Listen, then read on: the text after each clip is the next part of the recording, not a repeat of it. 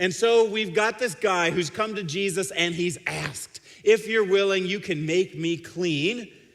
And this is Jesus' response to him in verse 3. Jesus reached out his hand and he touched the man. Now let's just stop right there. Matthew includes a really important detail. Jesus touched the man here. You know, Jesus could do distance healing. He did that sometimes. There was sometimes someone was in a different town, he just distance healed them.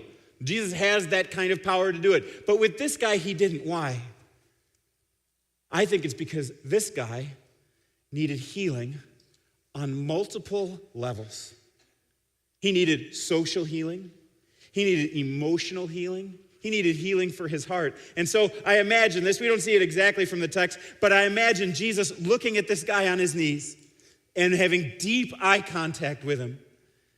And I imagine him reaching out to this guy who had not experienced touch for a very long time, and with both hands just kind of holding his face. Maybe it was a diseased face with lots of scummy stuff on it, but Jesus still reaches out and heals him because Jesus, or touches him, because Jesus is not scared of catching the disease himself.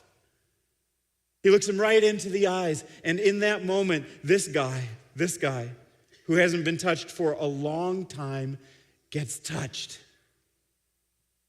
And the healing starts to begin in his heart and his emotion before it starts in his body.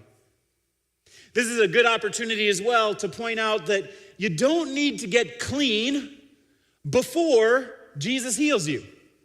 In a spiritual sense, people oftentimes have this idea. They're like, okay, before I can come to Jesus and ask him for stuff, I got to get my act together.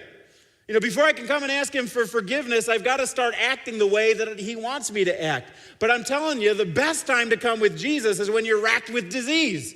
The best time to come to Jesus is when your life is a mess. The best time to come to Jesus for forgiveness is when you've got all kinds of messes of sin in your life that need to be forgiven. Jesus doesn't say, hey, get healthy first and then I'll touch you. He says, come to me with your disease and then I'll touch you, and then you'll see the healing of God being at work in your midst.